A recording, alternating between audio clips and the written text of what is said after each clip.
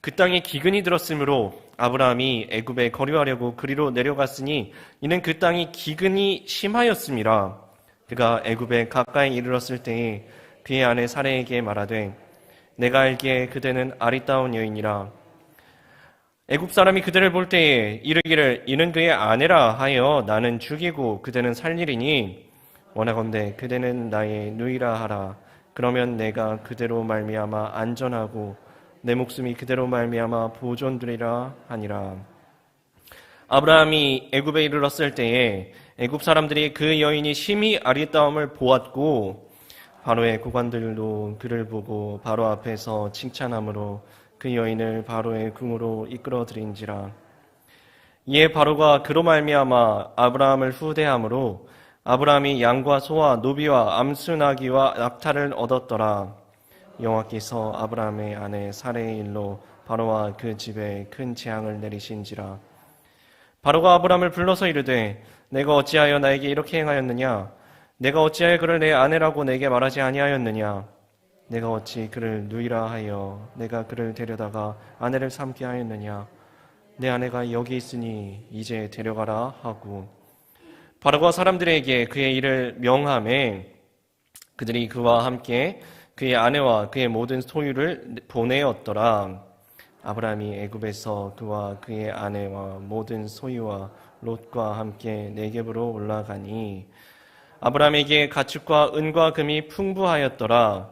그가 네겝에서부터 길을 떠나 베델에 이르며 베델과 아이 사이 곧 전에 장막 쳤던 곳에 이르니 그가 처음으로 제단을 쌓은 곳이라. 그가 거기서 여호와의 이름을 불렀더라. 아멘. 자, 이제 창세기 12장 점점 재밌는 이야기로 나아갑니다. 저희는 성경의 인물들, 그 중에서도 특별히 유명한 인물들, 예수님을 인물이라고 하긴 좀 그렇지만, 예수님의 이야기, 아브라함의 이야기, 다윗의 이야기, 야곱의 이야기, 요셉의 이야기 들어가면 우리는 조금 이렇게 너무 자주 교회에서 듣는 이야기, 거기다가 우리가 직접 만나는 사람들도 아니고 성경 책 속에 있는 이야기를 듣다 보면은 이 남 이야기로 듣는 경향성이 저희 모두에게 생깁니다. 그래서 성경의 인물들이 어떻게 하면은 그거는 성경의 인물, 저 믿음의 조상이니까 그랬겠죠. 그거 어떻게 그렇게 합니까? 예수님이니까, 스데반이 바울이니까 그렇게 하셨겠죠. 우리가 어떻게 그렇게 삽니까? 잘하셨을 때는, 또 잘못했을 때는 남일처럼 답답해. 어떻게 저럴 수가 있지, 사람이? 방금 전에 하나님 말씀 들어놓고 조금 전에 그렇게 약속 붙잡아 놓고 조금 전에 그거 다 봐놓고 어떻게 그럴 수가 있지? 이러는 경향이 저희가 다 있습니다. 그런데 성경을 남 이야기로 보면은 이게 영화 보는 거랑 다를 바가 하나도 없어요. 이거는 보면서 약간 이런 느낌이에요. 설교를 들으면서 이번 설교는 좀 지난 설교보다 좀 별로다. 지난 설교가 조금 더 재미있었는데 오늘 설교는 좀 재미가 없다. 또는 설교 들으면서 재밌다. 우리 참 이거 설교가 너무 즐겁다. 가서 어디 팝콘 좀 사올 걸 그랬다. 콜라 하나 짠 마시면서 팝콘 먹으면서 이 설교를 들었어야 됐는데 하는 약간 이런 기분으로 영화를 보는 청중 느낌으로 성경 말씀을 듣게 되면 그러면 이 말씀이 사실은 나랑은 상관이 없는 거예요. 혹 즐겁고 재밌고 혹은 눈물나게 감동적일 수도 있는데 나랑은 아무 상관없는 이야기로 들으면 이거는 성경 말씀을 잘못 듣는 겁니다. 오직 모든 성경은 하나님의 감동으로 된 것으로 교훈과 책망과 바르게 함과 의로 교육하기에 유익하니 라고 말씀했었죠. 여기에서 이야기했었던 교훈과 책망과 바르게 함과 의로 교육한다는 것이 성경 보면서 이거는 저 김 집사가 이 말씀 안 지키는데 김 집사 향한 교훈이구나. 이거는 저 박권사를 향한 책망이구나. 이렇게 들으시는 게 아니고 나를 향한 교훈과 나를 향한 책망과 나를 바르게 함과 나를 의로 교육하기에 유익한 책이 바로 이 책입니다. 그래서 오늘 말씀 아브라함 이야기를 들을 때에도 저 몇천 년 전에 아브라함 이야기가 참 참 재밌었구나. 오늘도 목사님 말씀은 길구나 이러면서 들으시지 마시고 내 이야기로 말씀 앞에 선, 그리고 기근 앞에 선, 그것을 이겨나가는 하나님 앞에 선 우리의 이야기로 한번 들어보시기를 주님의 이름으로 축원드립니다. 자, 오늘 말씀 들어가 봅니다. 지난주 말씀에 이런 이야기 있었습니다. 말씀 따라 약속의 땅 가나안에 들어갔는데 빈 땅이 아니라 주인이 좋은 자리는 다 차지하고 있는 땅이라서 밀리고 밀려서 산지까지 밀려갔다가 남방으로 밀려갔다라는 이야기, 그 이야기 지난 시간에 있었습니다. 아무도 환영해 주지 않는 좋은 자리는 이미 남들이 다 차지해버린 이곳에 아브라함이 오늘은 추가 타격을 입는 이야기가 나옵니다. 10절 말씀입니다. 그 땅에 기근이 들었으므로 아브라함이 애굽에 거류하라고 그리로 내려갔으니 이는 그 땅에 기근이 심하였음이라. 기근이 심하였다. 아니, 지난 시간에 그 어려운 와중에 하나님께서 나타나셔서 약속을 되새겨 주셨잖아요. 내가 이 땅을 너와 너의 자손에게, 이 땅을 너의 자손들에게 주리라. 하나님께서 약속을 되새겨 주시고 흔들리던 믿음을 붙잡아 주셨잖아요. 근데 그러면 내가 이렇게 믿음 붙잡고 여기까지 왔으면, 이제 주님의 음성까지 들었으면 이제는 기근도 벗어나고 이렇게 어려운 일도 벗어나고 이제부터는 앞이 잘 풀려야 되는 거 아니냐고요. 그런데 기근이 웬 말이냐고요. 이게 일반적인 기근이 아니었습니다. 이는 기근이 심하였음이라. 심한 기근이 들었습니다. 심한 기근. 굶어 보셨나요, 여러분? 혹시? 먹기 싫어서 바빠서 굶으신 거 말고요. 다이어트 하느라 굶으신 거 말고요.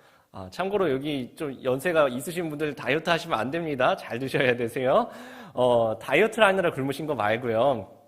네, 한참 어린 제가 이런 말씀 드리니까 우스우시죠? 네, 아마 겪어보신 분들도 계실 겁니다. 집안 형편에 따라서, 또한 살아오신 시대 상황에 따라서 조금 더 많이 처절하게 굶주림을 겪어보신 분들도 계실 수 있고요. 또는 주변에서 그 처절한 굶주림을 눈으로 보신 분도 계실 겁니다. 또는 가정 형편이 조금 괜찮으셔서 별로 그런 것 정도는 안 겪으신 분들도 계실 수 있겠지만요.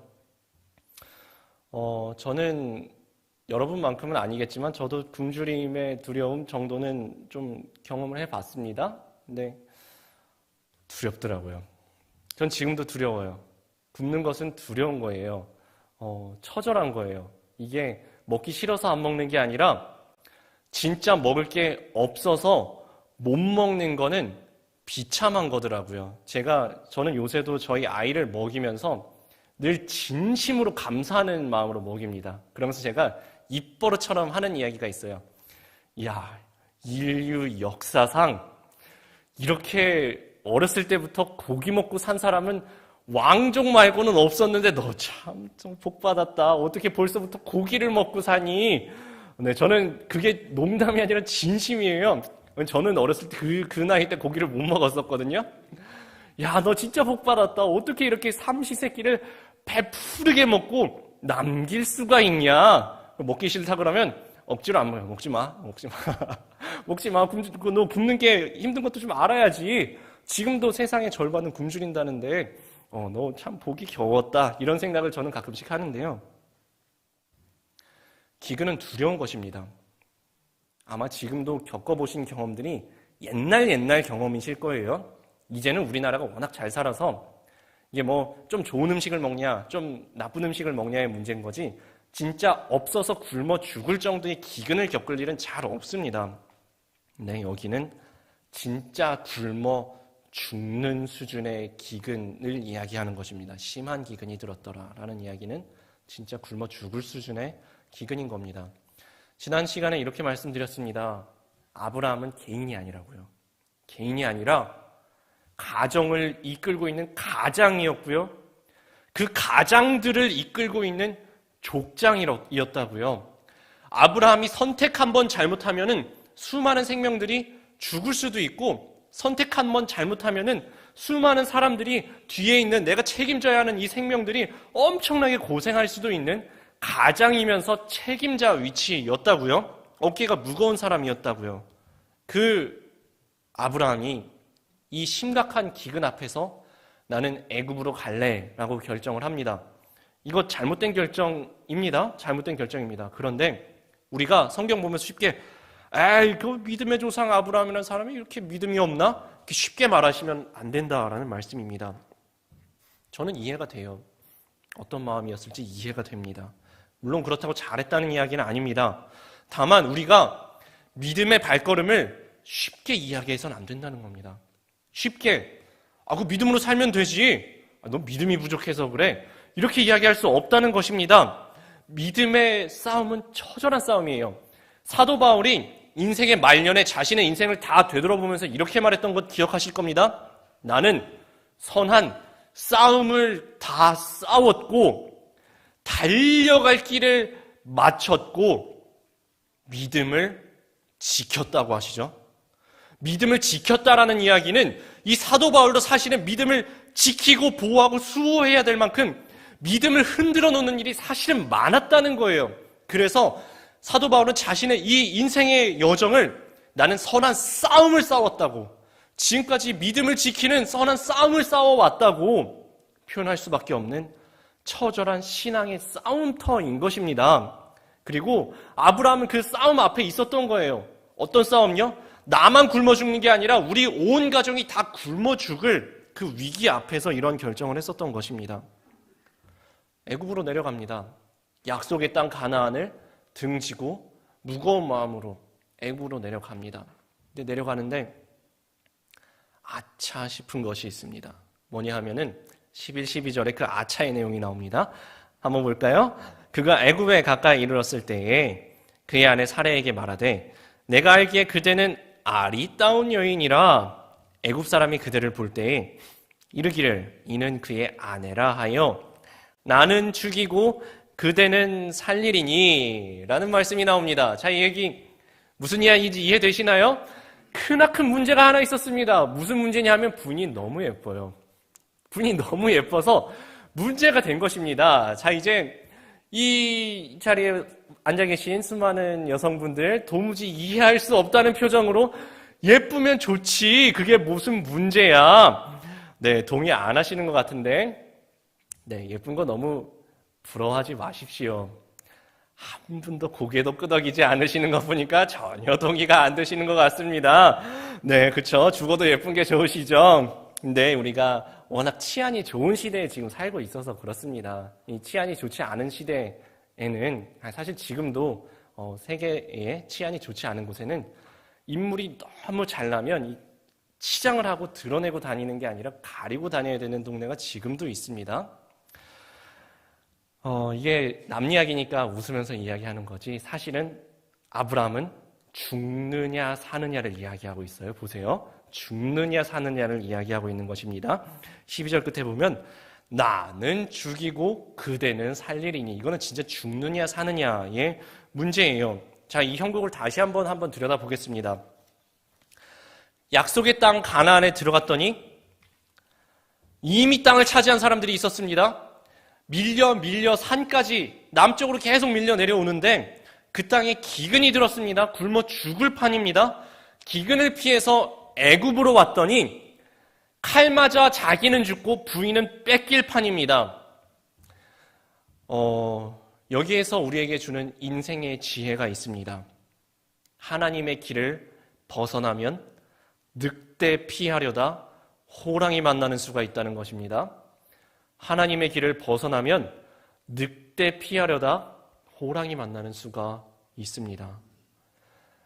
이 절체절명의 순간입니다. 아차 싶었습니다. 근데 그렇다고 돌아갈 수도 없어요. 저기는 이미 굶어 죽어요. 다 죽어요. 여기는 잘하면 나만 죽을 것 같아. 그러니까 일단 이미 애굽에 도착했습니다. 그래서 죽느냐 사느냐 하는 고민 속에서 아브라함이 결론을 하나 내립니다. 어떤 결론인지 13절에 나옵니다. 원하건대 그대는 나의 누이라 하라. 그러면 내가 그대로 말미암아 안전하고 내 목숨이 그대로 말미암아 보존되리라 하니라. 이렇게 이야기해요. 당신 부인 보고 하는 얘기입니다. 가가지고 내 누이라고 해. 근데 이게 아주 100% 거짓말은 아닌 게 이복 여동생이기도 해요. 그래, 동생인 것만 드러내고, 근데 부인이라고는 얘기하지 말라는 이야기니까, 반만 진실이고 반은 거짓입니다. 진실이기도 하면서 거짓이기도 합니다. 그리고 하는 이야기가, 저기 가서 내가 당신 남편이라 그러면 나는 죽을 것 같으니까 오빠라고 해. 하는 이야기가 우리가 듣기로는, 야, 참, 이 아브라함이 참 궁지에 몰리더니 별 생각을 다 한다. 걱정도 팔자다. 그런 일이 어떻게 일어나겠냐, 세상에. 아이고, 참, 망상에 사로잡혔다라고 생각하실 수 있지만, 망상이 아니었습니다. 망상이 아닙니다. 엉뚱한 틀린 예측이 아닙니다. 14, 15절에 한번 보세요. 아브라함이 애굽에 이르렀을 때에 애굽 사람들이 그 여인이 심히 아리따움을 보았고 바로의 고관들도 그를 보고 바로 앞에서 칭찬함으로 그 여인을 바로의 궁으로 이끌어들인지라. 방금 전에 13절에서 아브라함이 예측했던 것이 정확하게 들어맞았습니다. 애굽 사람들이 다 같이 보니까 이게 아브라함이 자기가 콩깍지가 씌어가지고 옆에 부인 보고서, 야, 내 부인은 세상에서 너무 예쁜 절세미인이야 한 게 아니고요. 진짜 애굽 사람들이 단체로 보고서, 와, 어떻게 저렇게 예쁜 사람들이 있지? 라고 쳐다봤다라는 것입니다. 연예인 되게 가까운 데서 한번 보신 적 있으세요? 아주 가까운 거리에서 연예인을 한번 보신 적이 있으신가요? 연예인은 저는 좀 가까이서 본 적이 있어요. 우연히, 진짜 우연히 연예인인 줄 모르고 봤는데, 지나치게 예쁜 거예요. 뭐지? 왜 저렇게 예쁜 사람이 왜 있지? 왜 있지? 하고 그날 가서 기사를 보니까 연예인이 학교에 왔었더라고요. 그래갖고, 야, 저 사람들은, 연예인들은, 진짜 연예인들은요, 아무 옷이나 대충 입혀놔도 멀리서 봐도 빛이 나는 그런 사람이에요. 근데 이 사례가 지금 애굽에 가서 위험한 거 다 알잖아요. 사례가 가면서 이러고 다녔을 리가 없거든요. 나름 이렇게 고개 숙이고 다녔을 거라고요. 근데 애굽 사람들이 보고서 너무 예쁜데? 고개가 휙휙 돌아가는 거예요. 그리고 그 사람들이 한두 명이 아니고 여러 사람이 보고서, 야, 너무 예쁘다 하는 이야기가, 소문이 애굽 그 바로 왕의 궁전에 있는 고관들도 소문을 듣고서 보러 온 거예요. 절세 미녀가 나타났다는 이야기를 듣고, 그 절세 미녀를 보고서 애굽 왕의 고관들이 서로 쳐다봤을 거예요. 무슨 생각했을까요? 야, 내 부인 삼고 싶은데 옆에 보니까 견제되는 사람들이 많잖아요. 내가 괜히 저 여자 어떻게 잘못 붙잡았다가 탈이 날 것 같으니까 서로 합의를 합니다. 야, 우리끼리 이러지 말고 우리 왕한테 가가지고 공적이라도 하나 쌓자 하고서 가서 애굽 왕 바로한테 가서 보고를 합니다. 무슨 보고요? 우리가 절세 미녀를 발견했습니다 라는 보고를 한 거예요. 참, 이 고관들이라는 사람들이 할 일도 없죠. 그래갖고 그 사라를, 여기 보면은 이 아브라함의 부인 사라의 의사를 물어봤다는 이야기가 전혀 없습니다. 그냥 데리고 들어간 겁니다. 그러니까 아브라함이 예측한 게 잘못된 예측이 아니었다고요. 이 아브라함의 예측을 정확하게 제가 분석을 해보면 이렇습니다. 아브라함이 예측한 것은 이거예요. 내 부인은 내가 봐도 절세미녀, 누가 봐도 절세미녀, 이거 너무 위험해. 가면은 무조건 높은 사람 누가, 힘센 칼든 누군가가 이거는 뺏어가는 거는 거의 기정사실이라고 봐야 된다. 그러면 내가 뭐라고 이야기할까? 내가 만약에 내가 남편인데요? 이 사람 내 부인이에요? 하면은 사람들이, 아, 그러세요? 행복하게 잘 사세요가 아니고, 내가 부인이에요? 하면은 그래, 칼 푹, 나는 죽고 부인은 어차피 뺏기고 해요. 내가 죽었으니까 울고 있는 부인이니까 불쌍해서 내버려 둔다가 아니고, 나는 죽고 부인은 어차피 뺏기고입니다. 또 계산을 돌린 거예요. 만약에 내가 남편이란 걸 숨기고 내 동생 누이라고 하면 어떻게 될까? 그러면 나는 예쁜 동생의 오빠니까 데려가면서 이 시절까지만 해도 지참금을 주던 시절입니다. 지참금을 받고 살고 잘 풀리면 처남 되는 거고, 이 부인이 잘 들어가서 왕비가 되면 아주 잘 풀리는 거, 잘못해서 첩이 되더라도 일단 나도 살고 둘 다 살고, 뺏기는 건 어차피 뺏겨. 그러니까 내가 오빠라 해도 뺏기고 남편이라고 해도 어차피 부인은 뺏기는 판이에요. 어차피 뺏겨요. 근데 오빠라 하면은 나는 살고 남편이라 하면 나는 죽고 뺏기는 거예요. 그러니까 아브라함이 머리가 팽팽 돌아간 겁니다. 이게 엉뚱하고 비겁한 선택이긴 했지만 바보 같은 선택은 최소한 아닙니다. 대단히 똑똑한 선택이었습니다. 사람 기준에서요. 사람 기준에서 똑똑한 선택이었습니다. 하나님 보시기에 옳은 선택은 아니었습니다. 고린도전서 3장 18에서 23절까지 이런 말씀이 있습니다. 아무도 자신을 속이지 말라. 너희 중에 누구든지 이 세상에서 지혜 있는 줄로 생각하거든 어리석은 자가 되라. 그리하여야 지혜로운 자가 되리라. 이 세상 지혜는 하나님께 어리석은 것이니 기록된 바 하나님은 지혜 있는 자들로 하여금 자기 계획 빠지게 하시느니라 하였고 또 주께서 지혜 있는 자들의 생각을 헛것으로 아신다 하셨느니라. 여기부터 21절부터는 우리에게 어떤 힘을 주는, 용기를 주는 말씀이 있습니다. 잘 한번 들어보세요. 그런즉 누구든지 사람을 자랑하지 말라. 만물이 다 너희 것임이라. 하나님께서 이미 약속하셨다는 거예요. 바울이나 아볼로나 게바나 세계나 생명이나 사망이나 지금 것이나 장래 것이나 다 너희의 것이요. 용기를 주는 말씀입니다. 너희는 그리스도의 것이요. 그리스도는 하나님의 것이니라. 아브라함의 계산이 사람 보기에는 대단히 지혜로운 결정이었다고요. 똑똑한 결정이었다고요. 이러나 저러나 죽으나 사나 남편, 부인은 어차피 뺏기는 판이었고 자기 계산에는요.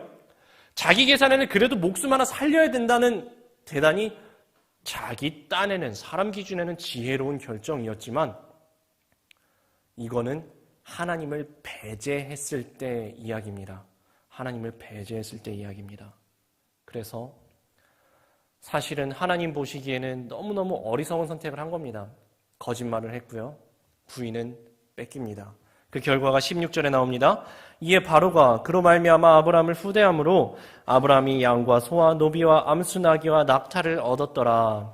여기 보면은 일부러 성경이 되게 많은 걸 장황하게 이야기를 했어요.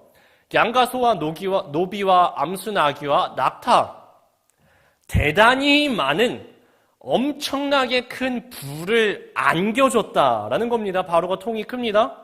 많은 재산을 축적을 하게 됐을 겁니다. 아마 아브라함은 이 시점에서 만감이 교차했을 겁니다. 진짜 죽을 뻔했다. 와, 나 예측이 진짜 틀리지 않았구나. 나 진짜 죽을 뻔했다. 그리고 나 살았다. 근데 이렇게 구차하게 사는 게 맞나? 왜냐하면 옆에 보니까 부인이 앉았던 자리는 비어 있거든요. 방금 전까지 부인이랑 같이 있었는데 부인 뺏겼어요. 이렇게 사는 게 맞나? 뺏긴 대신에 차오른 게 있습니다. 재산이 많아졌어요. 와, 부자가 됐다. 야, 나 드디어 잘 살게 됐다. 이겁니까? 그렇진 않았을 것 같아요. 야, 내가 부유해졌는데 이게 맞나? 이게 맞나? 너무 비겁하고 비참하게도 부인 팔아서 부자가 됐는데 이게 맞나? 아니, 애초에 보세요. 아브라함이 부자가 되려고 여기 왔나요? 아브라함 부자 되려고 왔나요? 사업차 왔습니까? 본토 친척 아버지의 집을 떠나서 왔을 때 부자 되려고 왔냐는 말입니다. 아니잖아요. 약속 믿고 하나님의 부르심 따라서 믿음으로 온 길이잖아요. 아니, 돈 벌어서 부자 될 것 같으면 본토 친척 아버지의 집 그 자리에서 사업 기반 다 있는데 거기서 사업해가지고 돈 많이 벌면 되잖아요. 굳이 여기까지 와서 칼 맞을 위험을 감수하면서 이렇게 구차하게 부자가 되어야 되나? 약속 믿고 믿음으로 걸어가야 하는 길에서 약속을 붙잡았어야 되는데, 하나님을 붙잡았어야 되는데 하나님은 잊어버리고 자기 똑똑한 머리 열심히 돌린 결과가 이거였습니다. 하나님의 약속이 중단이 됐습니다. 어떻게 중단됐나요? 약속의 땅 가나안은 이미 떠나왔어요. 저 멀리 떠났고 여기는 애굽이에요. 내가 너에게 보여줄 땅으로 가라. 도착해서 내가 이 땅을 너의 자손에게 주리라 하셨는데 그 땅을 저기 뒤로 버려놓고 떠나왔단 말이에요. 그리고 내가 너의 자손에게 주리라 했는데 아직 자손이 없어요. 부인은 뺏겼습니다. 약속이 끊어져 버렸다고요. 굶어 죽을 두려움에서 한 회피의 선택이 칼 맞아 죽을 위험 앞에 처하게 만들었고요. 그걸 피하려다가 하나님의 약속이 다 끊어져 버리게 생겼습니다. 하나님께서 저희들에게 진짜 중요한 것이 무엇인지를 분별할 수 있는 지혜를 허락하여 주시기를 주님의 이름으로 축원합니다. 그 지혜를 허락하여 주셔서 우리가 진짜 쓰잘데기 없는 것 붙잡으려고 진짜 귀한 것을 내놓지 않으시기를 주님의 이름으로 축원드립니다. 나 무엇과도 주님을 바꾸지 않으리. 다른 어떤 은혜 구하지 않으리. 오직 주님만이 내 삶의 도움이시니 주의 얼굴 보기 원합니다. 특히 무엇보다도 우리 주님의 약속을, 이 믿음을 다른 어떤 것과 바꾸지 않으시기를 주님의 이름으로 축원드립니다. 아브라함은 비겁하게도 잘못된 선택을 하고 말았습니다. 부인 팔아서 부자가 되었습니다. 근데 이 아브라함을 하나님께서 그냥 버려두지 않으십니다. 그리고 그 삶 속에 개입해 들어오십니다. 17절 말씀입니다. 여호와께서 아브라함의 아내 사레의 일로 바로와 그 집에 큰 재앙을 내리신지라. 바로와 그 집안에 하나님께서 큰 재앙을 내리셨다고 하는데 무슨 큰 재앙인지는 몰라요. 기록이 안 돼 있어요. 그런데 확실한 것은 하나님을 모르는 이 불신자인 바로가 이 큰 재앙, 즉 이 자연적인 현상이 아니라 초자연적인 현상인 재앙 앞에 두려움에 사로잡혀서 하나님을 두려워하는 마음이 생겼다라는 것입니다. 만약에 이 시점에서 하나님께서 초자연적으로 개입하지 않으셨다면 생각을 해봅시다. 끝까지 바로는 이 사람이 그냥 이 아브라함의 누이인 줄로 생각했다고 생각해보세요. 그러면 아브라함은 계속 독수 공방하는 거고요. 계속 혼자 살아야 돼요. 이 사람은 그래 내가 지창금까지 다 주고 부인 삼았는데 뭐 하고서 이 예쁜 부인 사라랑 바로가 그냥 계속 살았을 겁니다. 하나님의 약속은 이대로 끊어지고 중단되고 맙니다. 만약에 나중에라도 야 근데 이 부인이라고? 아 지난번에 그 지창구 줬다는 그 오빠라고 하는 걔가 이 사라 부인이었어? 아 그래? 그런가 보다. 무시하면 그만입니다. 충분히 무시해버릴 수 있는 최고 권력자입니다. 바로는. 그리고 만약에 아브라함이 뒤늦게 양심에 찔려서 지참금 다 필요 없어 하고 갖고 와가지고 1인 피켓 시위를 내 부인 돌려달라 하고서 애굽왕 바로 궁 앞에 하면은 쥐도 새도 모르게 없애버리면 그만입니다. 충분히 그럴 만한 힘이 애굽왕 바로에게는 있습니다. 이러나 저러나 하나님께서 개입하시지 않고는 아브라함이 날고 긴다고 해도 아브라함 자기 힘과 능력으로는 이 문제를 해결할 방법이 전혀 없습니다. 그래서 하나님께서 애굽왕 바로를 쳐버리신 겁니다. 바로를 쳐버린 겁니다. 그리고 깨닫습니다. 이 불신자인 애굽왕 바로가 깨닫습니다. 이 여자 건드리면 안 되는구나. 내가 세상 두려운 것이 없는 이집트의 왕 파라오지만 이 초자연적인 재앙을 일으키는 하나님은 두려운 분이구나. 이 여자 아무리 세상에서 제일 예쁜 절세 미녀라도 내가 붙들고 있으면 큰일 나겠다. 돌려보내야겠다. 이런 결정을 하게 됩니다. 18, 19절입니다.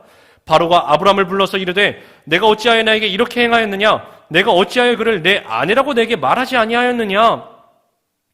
내가 어찌 그를 누이라 하여 내가 그를 데려다가 아내를 삼게 하였느냐? 내 아내가 여기 있으니 이제 데려가라 하고 나가라 합니다. 나가라. 추방명령입니다. 살았습니다. 여기서 좀 의아한 점이 저는 생겼습니다. 하나님 근데 제가 다 상황은 이해가 되는데 하나님 근데 잘못은 아브람이 했잖아요. 거짓말 아브람이 했잖아요. 왜 아브람은 냅두세요? 왜 아브람은 냅두세요? 제가 성경을 읽으면서 그냥 제 깨달은 저의 해석입니다. 제가 하나님의 역사심을 다 이해하고 다 측량할 수는 없지만 제가 이해하기로는 하나님께서 지금 아브라함이 이렇게 잘못한 것을 그의 악독함으로 이해하신 것이 아니고 하나님께서는 이것을 두려움 앞에 무릎 꿇은 연약함으로 보아주신 것 같습니다. 긍휼한 눈으로 그것을 보아주신 것 같아요. 저는 이 말씀을 보면서 베드로가 생각이 났습니다. 베드로가 3번 예수님 부인할 거 예수님 다 알고 계셨죠? 미리 얘기까지 해주시잖아요. 미리 말씀도 하시잖아요. 너 시험에 빠지지 않게 깨어 기도하라 하시는데 쿨쿨 자던 베드로가 아니나 다를까 나는 저 사람을 모른다. 나는 함께 있었던 자가 아니다. 나는 모른다. 저주하며 맹세하여 가로되 나는 저 예수를 모른다. 3번이나 부인하지 않습니까? 이 거짓말이잖아요. 알잖아요. 함께하는 예수님의 제자 맞잖아요. 거짓말이면서 또한 지독한 배신이었습니다. 그런데 예수님께서 한 번도 이것 때문에 베드로를 책망하지 않으셨잖아요. 책망하지 않으셨잖아요. 이거는 그의 연약함을 긍휼히 보시는 예수님의 눈빛 아니었습니까?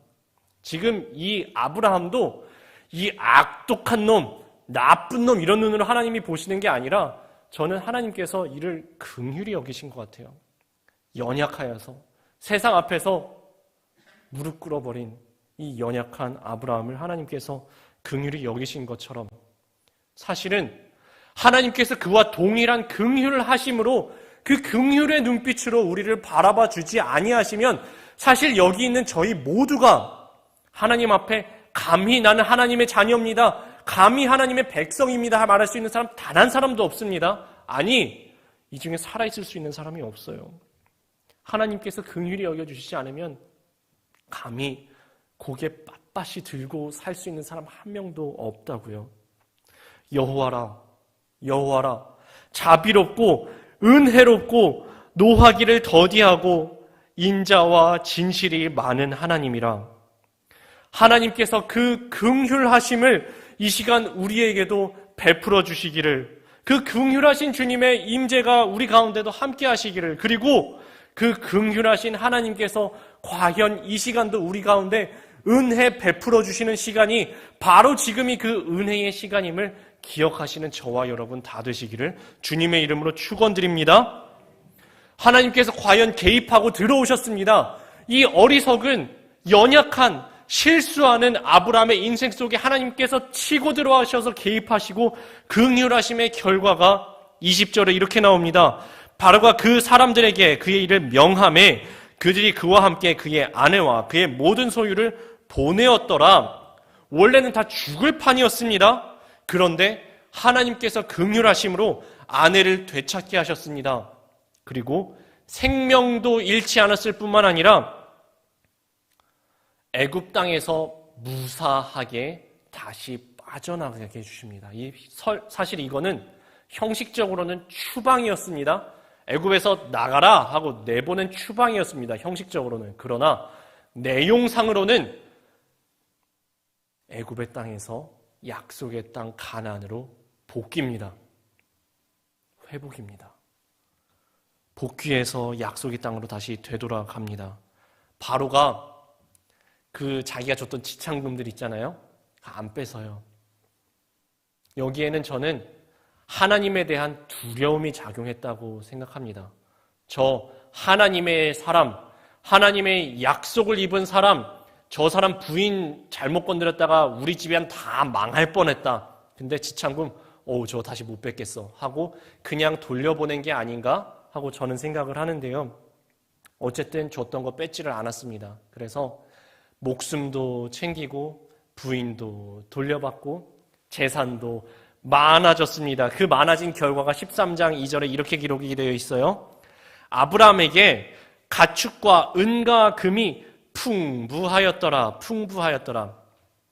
자, 이제 뭡니까? 이 만사 형통 아니에요, 이거? 부인도 찾고 부자도 되고 생명도 건졌고 행복했을까요? 행복했을까요? 부인이 기억이 있잖아요.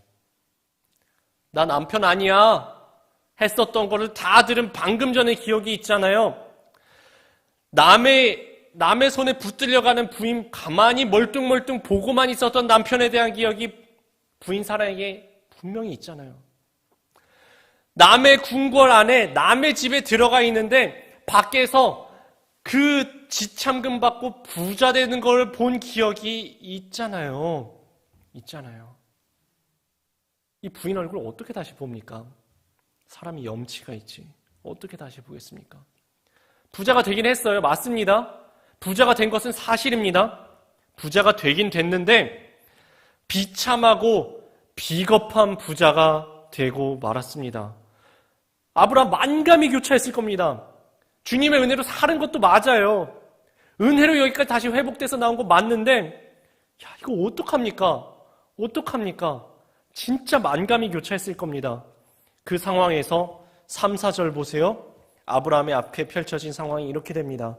그가 네게브에서부터 길을 떠나 베델에 이르며 베델과 아이 사이 곧 전에 장막 쳤던 곳에 이르니 그가 처음으로 제단을 쌓은 곳이라 그가 거기서 여호와의 이름을 불렀더라. 아까 그랬죠? 애굽에서 추방당한 이 길은 형식적으로는 추방의 길이었지만 사실 내용상으로는 복귀의 길이었다고요. 기근을 피해서 내려왔던 그 길을 다시 되짚어 가는 길에 그 기억이 다 되돌아나는 것입니다. 당연히 생각이 나지요. 이제 약속의 땅에 진입했습니다. 진입해서 가니까 길 가는 그곳에서 여호와께서 아브라함에게 이 처절했었던 그 아브라함 있잖아요. 약속의 땅까지 도착했는데 다른 사람들이 다 좋은 자리 차지하고 있었던, 뒤에는 수많은 사람들이 생명이 기다리고 있는데 나만 바라보고 있는데 아이들은 울고 있고 여인들은 아이 안고 있고 남편들은 부글부글 끓고 있는 그 상황에서 하나님께서 찾아오셔서 내가 이 땅을 너의 자손들에게 주리라 약속하셨던 그 말씀을 듣고서 눈물로 제단을 쌓았던 그 제단이 지금도 있는 것입니다.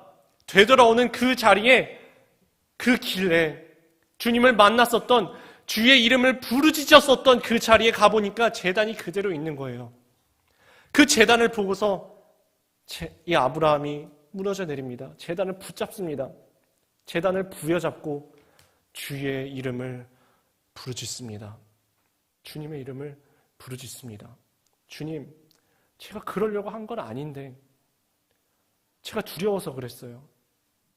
제가 진짜 그러려고 했던 건 아닌데 사실은 약속의 땅을 지켰어야 됐는데 사실은 애굽왕 바로 앞에서도 이 사람 내 부인입니다. 이 사람 나에게 약속으로 하나님께서 맡겨주신 나의 부인입니다. 내가 이 자리에서 죽어도 내 부인입니다. 하나님께서 나에게 약속을 주셨습니다. 말했어야 됐는데 하나님, 내가 두려워서 그랬어요.